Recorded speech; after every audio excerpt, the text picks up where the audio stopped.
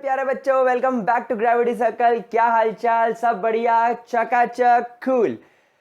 मेरे प्यारे प्यारे बच्चों, हम लोगों ने पिछले वीडियो में ये देखा कि किस तरीके से आप डेल्टा एच को और डेल्टा यू को लेबोरेटरी में प्रैक्टिकली मेजर कर सकते हो by the use of bomb calorimeter, है ना, एंड अलग अलग टाइप के calorimeter constant pressure and constant volume पर। ये हम लोगों ने पिछले वीडियो में प्रैक्टिकली सीख लिया था। और अब कुछ न्यूमेरिकल्स करके देखते हैं कि अभी तक हम लोगों ने जितने फॉर्मूले पढ़े, जैसे इंथैल्पी का फॉर्मूला पढ़ा, वर्क डन का फॉर्मूला पढ़ा, देन हम लोगों ने CP by CV heat capacities के फॉर्मूलाज पढ़े। तो ये फॉर्मूलेस को अप्लाई कैसे करते हैं, कुछ कुछ सिलेक्टेड न्यूमेरिकल्स में आपको कराऊंगा। तो गाइस, सबसे पहला न्यूमेरिकल आप लोग सॉल्व कीजिए। क्वेश्चन कुछ ऐसा है that find out the difference. क्या निकालना है आपको? आपको पता करना है find out the difference between the heat of energies. Find out the difference between heat of energies for the formation of carbon monoxide from its element at 298 kelvins, where आपको question में R की value 8.317 Kelvin's या joules per kelvin पर मोल दे रखी है। Joules per kelvin पर मोल, आपको ये कुछ वैल्यू दे रखी है। लेट मी चेक की वैल्यूज यही दे रखी है। हाँ, आपको ये पता करना difference between the heat of reactions. You have to find out the difference between the heat of energies की जगह पे आप रिएक्शन लिख लीजिए। क्या करोगे इस क्वेश्चन में? सर ये क्वेश्चन तो कुछ अजीबोगरीब ही दिख रहा है, तो थर्मोडायनेमिक्स का भी है, ये पता नहीं चल रहा है। तो देखो मेरे प्यारे बच्चों, ऐसे क्वेश्चंस को सॉल्व करने के लिए सबसे पहले इसकी टर्मिनोलॉजी पर जाओ। क्या बोल रहा है? Find out the difference between heat of reaction. जब कभी भी मेरे प्यारे बच्चों के सामने ये वर्ड अब कभी भी आपके सामने लाइफ में आ जाए, find out the difference between heat of reactions, तो यार मेरी एक बात सुनो, heat is a form of energy. Heat is a form of energy. और आप लोगों ने अभी तक थर्मोडायनेमिक्स में दो ही एनर्जीज पढ़ी है, एक पढ़ी है डेल्टा एच और एक पढ़ी है डेल्टा यू। यही तो पढ़ी है। आपको इसका डिफरेंस निकालने को बोल रहा है। मतलब आपको यहां पर एक ऐसा फॉर्मूला यूज करना है जिसके फॉर्मूले के अंदर दोनों चीजें आ जाएं। तो वो फॉर्मूला मेरे पास में इंथैल्पी का ही होता है, ये फॉर्मूला होता है। तो मैं इस फॉर्मूले का इस्तेमाल करके वैल्यू निकाल सकता हूं। लेकिन यहां पर परेशानी अब यह बन रही है कि यहां पर मुझे डेल्टा एच और डेल्टा यू का डिफरेंस निकालना है। So delta H minus delta U is equal to delta PV. Correct? यही हमको पता करना है। क्या इसके अंदर कोई दिक्कत तो नहीं किसी भी तरीके की? अब चलो आगे चलते हैं। बनाना क्या है? बनाना है कार्बन की रिएक्शन ऑक्सीजन से करने पर कार्बन मोनोऑक्साइड बनाना है। कार्बन मोनोऑक्साइड गैस है, ऑक्सीजन गैस है, कार्बन सॉलिड है। अब प्यारे बच्चों यहां पर सब स्टार बनाकर एक पॉइंट लिखो that in such cases we have to ignore solid elements। वो एलिमेंट्स जो सॉलिड फॉर्म में है उसको आपको इग्नोर कर देना है। we have to ignore this। तो हम किस पर फोकस करेंगे? ऑक्सीजन पर। तो आपके पास में कितने मोल्स हो गए ऑक्सीजन के? हाफ मोल्स हो गए। टेम्परेचर क्या हो गया? 298 केल्विन्स। आर की वैल्यू क्या हो गई? 8.317 जूल्स पर केल्विन पर मोल। क्या इतनी चीज आप लोगों को क्लियर हो गई? अब मुझे एक बात बताओ, क्या आपके पास में ऐसा कोई फॉर्मूला है? क्या आपके पास में ऐसा कोई फॉर्मूला है जिससे आप इस चीज को सॉल्व कर सकते हो? सर एक काम कर सकते हैं सर, आइडियल गैस की अगर बात कर ली जाए, क्योंकि आपने यहां पर सॉलिड को तो इग्नोर कर दिया है, तो हम गैस की बात करें तो लेट्स इमेजिन कि ये आइडियल गैस बिहेव कर रही है। So we all know that PV is equal to NRT, और हमारे पास में एन, आर और टी अवेलेबल है। तो क्यों ना यहां पर पीवी की जगह पर क्या लिख दिया जाए, एनआरटी। एग्जैक्टली, समझ में आ गई बात आपको। तो let's replace this PV by NRT. अब यहां पर डेल्टा खत्म कर दो, क्योंकि यहां पर ना तो एन ना तो टी ना तो आर का डिफरेंस, तो डेल्टा खत्म कर दो आप। तो आप इसको ऐसा भी लिख सकते हैं, H is equal to U plus PV. आप इसको ऐसा लिखिए, तो यहां पर डेल्टा वाला काम खत्म हो जाएगा। तो ये हो जाएगा H minus U is equal to PV, और पीवी की जगह क्या आ जाएगा आपका एन आर टी। तो अब यहां पर एन की जगह आप रखिए half mole, multiply by R की जगह रखिए 8.3 लिख लेते अपन, थोड़ा सा अपने लिए इजी हो जाएगा, जूल पर केल्विन पर मोल मल्टीप्लाई बाय 298 केल्विन्स। तो देखो केल्विन से केल्विन कैंसल, मोल से मोल कैंसल, और अब आप यहां पर इसको जब आप डिवाइड करेंगे तो ये कुछ 4.1 हो जाएगा, और जब आप इसको इससे मल्टीप्लाई करेंगे तो 8 4 जा 32, 3 कैरी 4 9 जा 36, 37, 38, 39, 3 कैरी 4 2 जा 9 10 11 जूल्स। कुछ आपका अप्रोक्सीमेटली इतना आंसर आना चाहिए, आपका कुछ अप्रोक्सीमेटली 1238 आपको जो अप्रोक्सीमेटली आंसर मिलेगा 1238.7 जूल्स मिलेगा। आप एक बार क्रॉस चेक कर लीजिएगा। तो इस तरीके से आप ऐसे क्वेश्चंस मेरे ख्याल से आप लगा पाओगे। अब आप लोगों को ऐसे क्वेश्चंस लगाने में कोई प्रॉब्लम नहीं होगी। तो आपने देखा हमने इंथैल्पी के फॉर्मूले को किस तरीके से यूज किया। इस क्वेश्चन को कराने के पीछे मेरा मेजर पर्पस यही है कि आपको ये लैंग्वेज क्लियर करवाऊं। जल्दी से इसका स्क्रीनशॉट लो, एक क्वेश्चन इससे मिलता जुलता और करेंगे। ले लिया स्क्रीनशॉट? चलिए, अब क्वेश्चन ये यही है। क्वेश्चन अगेन सेम है, find out the difference between the heat of reactions at constant pressure, थोड़ी सी लैंग्वेज घुमा दी, एंड वॉल्यूम, और क्या लिखा है कि constant pressure and volume for the reaction. तो रिएक्शन है 2 मोल्स ऑफ बेंजीन, C6H6 आपका बेंजीन होता है, उसको ये 15 मोल ऑक्सीजन के साथ रिएक्ट कर रहा है, ताकि ऑब्वियस सी बात है 6 मोल्स ऑफ CO2 बन जाए और 6 मोल्स ऑफ H2O बन जाए। मेरे ख्याल से यही होना चाहिए। 12 मोल्स ऑफ 6 दूनी 12, हाँ सही बात है, 12 मोल्स ऑफ CO2 बन जाए, 6 मोल्स ऑफ ये बन जाए। एट ये हो कहां पर रहा है, 25 डिग्री सेल्सियस पर ये बोल रहा है, और आपको जो वैल्यू निकालनी है that should be in kilo joules. Your answer, this difference जो आपका आंसर आना चाहिए should be in kilo joules. इसके पहले आपने जूल्स में निकाला था। चलो वीडियो पॉज करो और क्वेश्चन सॉल्विंग पर जाओ। मैं यहां पर सॉल्व करना स्टार्ट करता हूं। आपने ऑब्वियस सी बात है वीडियो पॉज करके सॉल्व करना है, फिर जब सॉल्व हो जाए तो वीडियो स्टार्ट करके आप मेरे साथ में चेक कर सकते हैं। Again heat of reaction is H minus U is equal to NRT, मैं ये मान सकता हूं। लेकिन यहां पर देखा जाए तो बेंजीन लिक्विड होता है, ऑक्सीजन गैस होती है, CO2 गैस होती है, और वाटर लिक्विड होता है। तो नाउ गाइस, ऐसी कंडीशन में जब आप लोग यहां पर मोल्स निकालेंगे तो मोल्स ऐसे नहीं निकलेगा, यहां पर डेल्टा एन आपको निकालना पड़ेगा। कारण डेल्टा एन निकालने का, क्योंकि यहां पर रिएक्टेंट और प्रोडक्ट में एक एक गैस अवेलेबल है, तो यहां पर आपको डिफरेंस निकालना पड़ेगा, number of moles of product minus number of moles of reactant. That means यहां पर जो फॉर्मूला यूज होगा वो यूज होगा delta H minus delta U is equal to delta NRT, where delta N is the difference in moles. तो आप बताइए product में कितने मोल्स है, CO2 के 12, ऑक्सीजन गैस है तो उसके मोल्स कितने हैं, 13। मैंने H2O को और बेंजीन को नेग्लेक्ट क्यों कर देना है, क्योंकि वो लिक्विड है। हम यहां पर ये जो इक्वेशन लगा रहे हैं ये गैस के लिए लगा रहे हैं, क्योंकि आप यहां पर NRT लिक्विड और सॉलिड के लिए कभी यूज नहीं करोगे। PV is equal to NRT gases के लिए लगेंगी। तो आपके डेल्टा एन की वैल्यू -3 हो गई, चलेगा। So delta N is -3।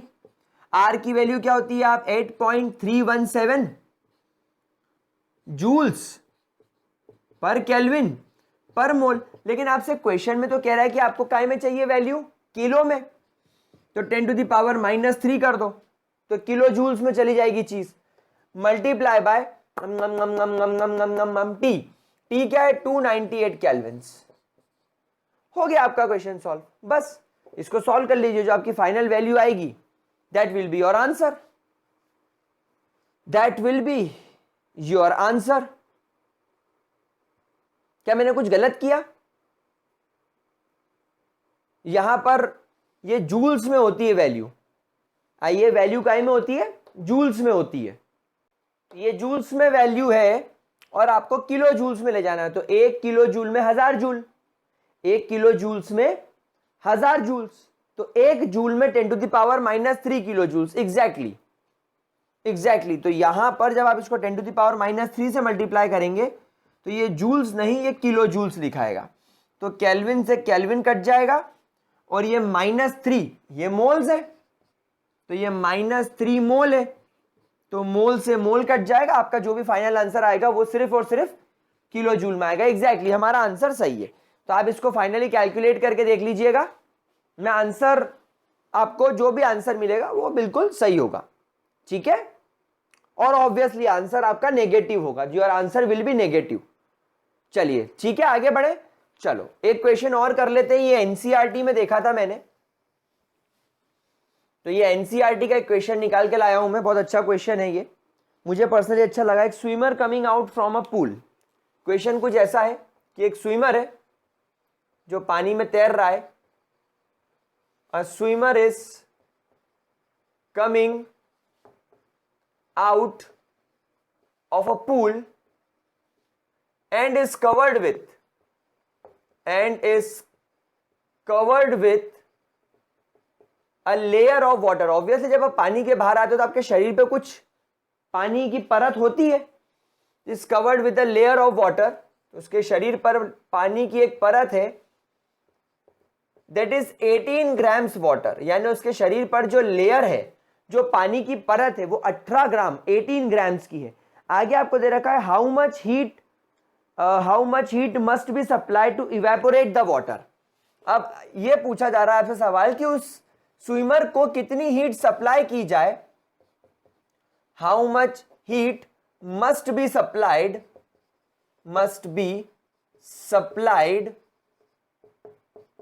To the swimmer at 298 kelvins in order to evaporate the water को इवेपोरेट करने के लिए 890। और इंटरनल एनर्जी आपको निकालनी, कैलकुलेट द इंटरनल एनर्जी। तो फाइनली आपको कैलकुलेट करना है how much heat must be supplied. तो फाइनली आपको कैलकुलेट करना है, calculate the change in internal energy, यानी कि डेल्टा यू आपको निकालना है। भाई हम लोग सब जानते हैं delta U is equal to Q, delta U is equal to Q जब वॉल्यूम चेंज ना हो। तो calculate the change in internal energy delta U at 100 degree Celsius, at 100 degree Celsius, where delta H of water is 40.66, I think 40.66 ही दे रखा है, kilo joule पर मोल। चलो लगाओ भैया, क्या इस क्वेश्चन को सॉल्व कर पाओगे? जंबू रे, क्या ये क्वेश्चन सॉल्व कर पाएंगे? मेरे करण अर्जुन आएंगे। चलो भाई क्या करना है, डेल्टा यू निकालना है। कोई इससे कंफ्यूज मत होना कि सर हीट सप्लाइड, पहले क्वेश्चन बोला how much heat should be supplied, फिर आप बाद में बोलते हो कैलकुलेट इंटरनल एनर्जी। अरे भैया जी, is there any change in volume? कोई चेंज हो रहा है क्या? 18 ग्राम पानी है, पानी को भाप बन के उड़ाना है, तो यहां पर वर्क डन तो कुछ होना नहीं है, वर्क डन हो जाएगा 0। सो डेल्टा यू का फॉर्मूला क्या होता है? इस Q प्लस W। क्या होता है? Q plus W। आप यहां पर पानी सुखाने के लिए कोई वर्क नहीं कर रहे हो, आप बस पानी से निकल के ऐसे खड़े हो गए हो, आप बस पानी में से निकल के बाहर ऐसे खड़े हो गए हो। So there is no work is done. अब सिर्फ यहां पर हीट सप्लाई होने से पानी उड़ जाएगा तो वर्क डन 0 हो गया। तो डेल्टा यू की वैल्यू क्यू के बराबर हुई कि नहीं? तो अगर आप डेल्टा यू निकालोगे मतलब आप हीट सप्लाइड ही निकाल रहे हो, डेल्टा यू निकाल रहे हो मतलब आप हीट सप्लाइड ही निकाल रहे हो। कभी कभी आपको डेल्टा एच निकालने को भी आ सकता है, तो डेल्टा एच भी हीट सप्लाइड हो सकती है, उसमें कंफ्यूज होने वाली कोई बात नहीं है। तो भाई अपना फॉर्मूला क्या होता है? Delta H is equal to delta U plus delta PV. अब हम लोग सब एक बात जान चुके हैं कि ऐसे केसेस में जब आपको टेम्परेचर दे रखा है कि 100 डिग्री पर बात निकालनी है, तो आप डेल्टा पीवी को आप चेंज कर दो काय में, एनआरटी में, और आपको डेल्टा यू निकालना है तो डेल्टा यू उधर ले जाओ, डेल्टा एच इधर ले आओ, minus delta N R T. ये आपका फाइनल फॉर्मूला हो गया।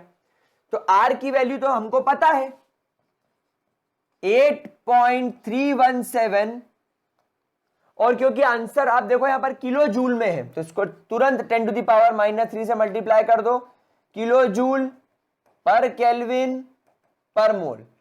टेम्परेचर कितना रखना है? 373 केल्विन, क्योंकि आपको जो सवाल पूछा गया है वो 100 डिग्री सेल्सियस पर निकालना है। आपको डेल्टा एच का वैल्यू भी दे रखा है, that is 40.66 kilo joules per मोल। अरे वाह! और आपको क्या दे रखा है? अब आपको यहां पर मोल्स निकालने, तो आप जरा यहां पर देखो, आपको वाटर को क्या करना है? इवेपोरेट करना है। मतलब ये रिएक्शन कुछ ऐसी होगी कि आपके पास में वाटर है, कौन से फॉर्म में? लिक्विड फॉर्म में।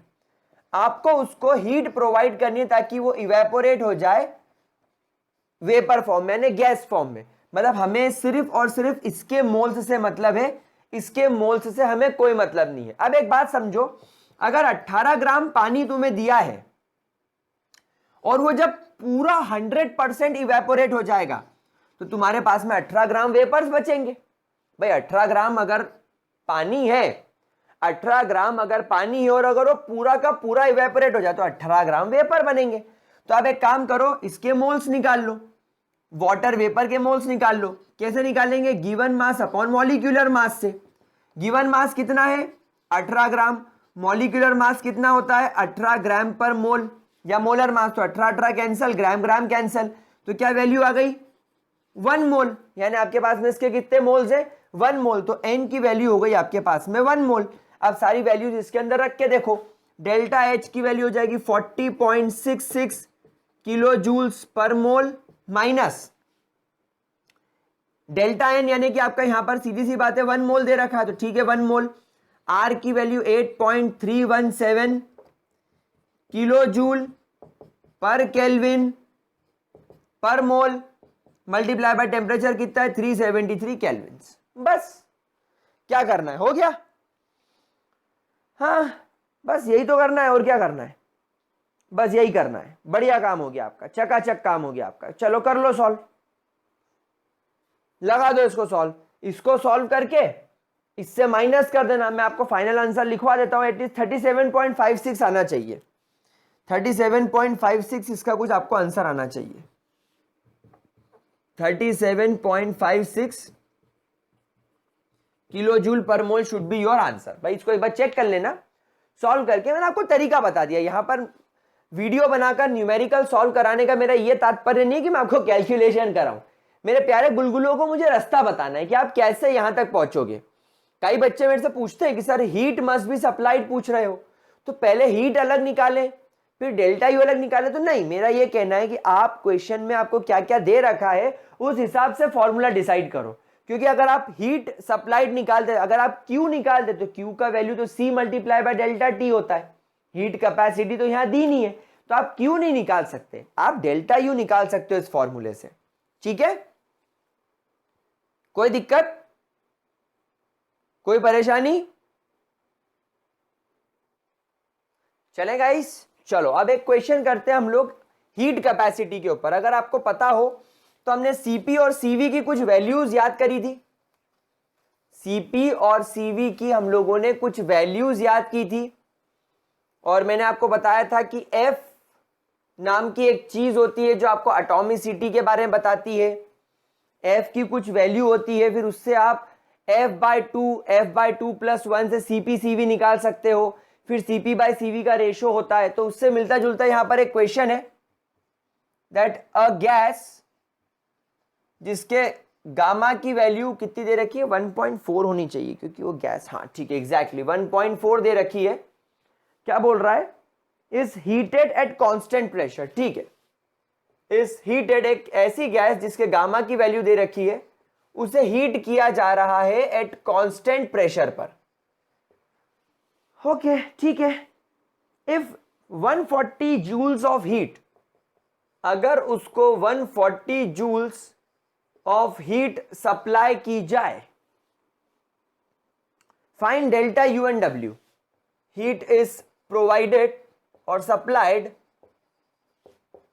then you have to find the change in internal energy and work done। बस इतनी सी इंफॉर्मेशन से आप इस क्वेश्चन को कैसे सॉल्व करोगे, पहले मुझे ये बताइए कैसे किया जाए सॉल्व।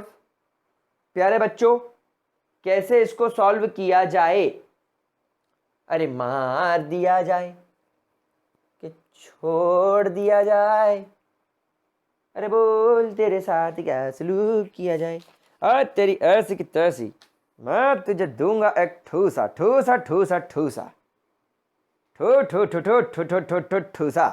चलो मैं आपको बताता हूं कैसे चीज को सॉल्व करेंगे। देखो भाई, जब कभी भी गामा की वैल्यू 1.66 दिखे, गैस कैसी, mono atomic.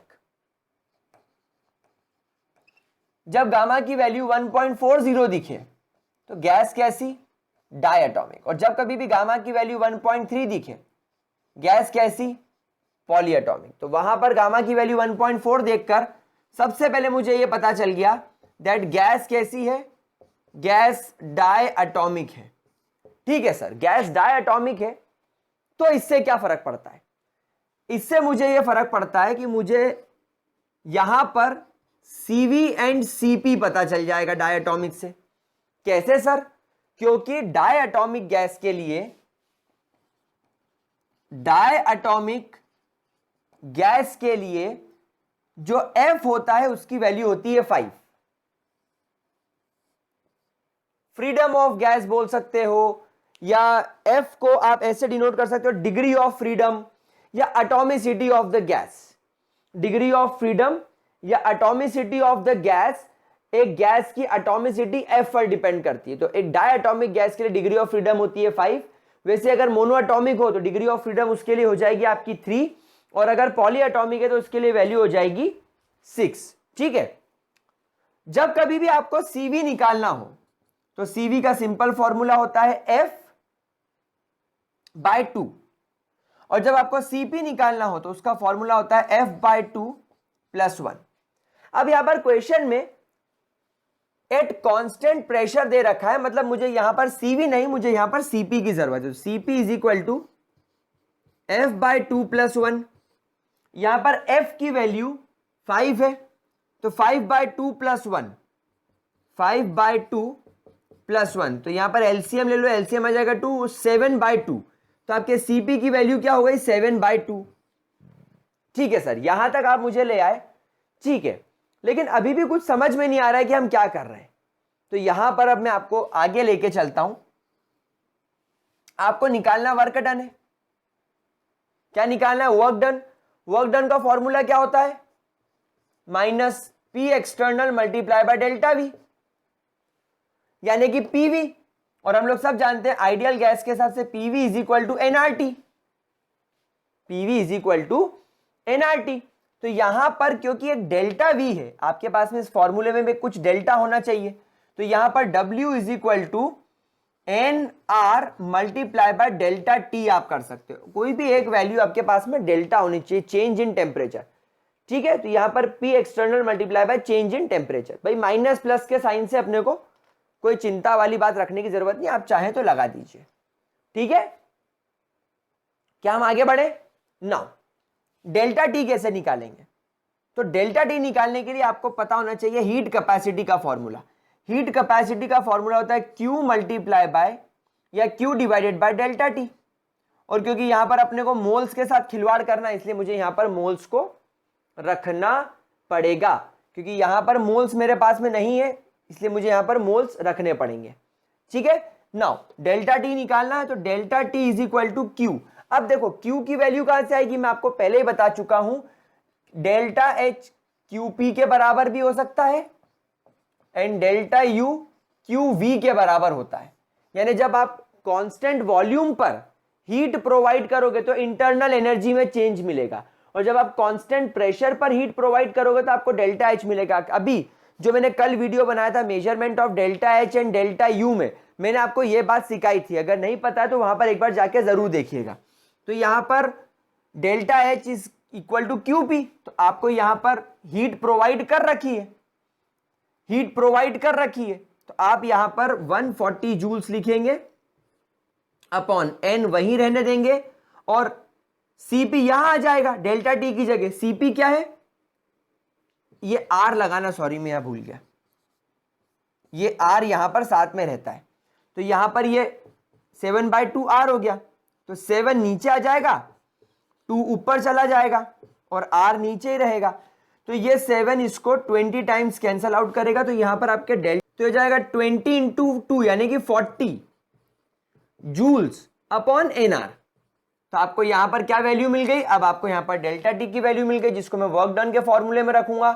So minus N R multiply by delta T की वैल्यू हो गई 40 joules upon N R. N R cut जाएगा तो वर्क डन हो जाएगा आपके पास में -40 जूल्स।